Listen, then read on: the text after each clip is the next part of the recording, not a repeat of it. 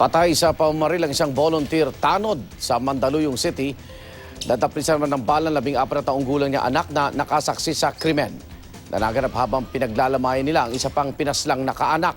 Darito ang unang balita ni Tricia Zafra.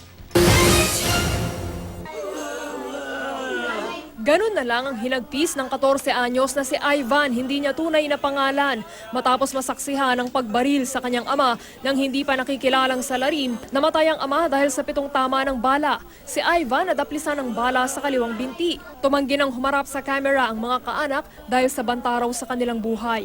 Kwento nila sa akin, 4 na lalaking nakabonet ang biglang pumasok sa dating playground ng barangay kung saan nila pinaglalamayan ang isa pang kaanak na binaril ng mga nakamotor na salarin noong December 16. Isa raw sa mga lalaking nakabonet ang bumaril sa ama ni Ivan.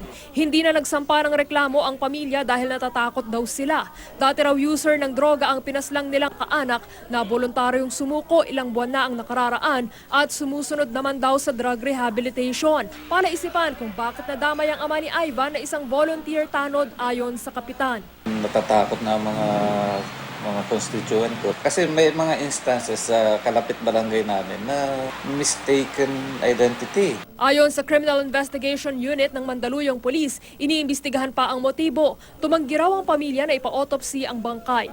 Para sa unang balita, Tricia Zafra, reporting.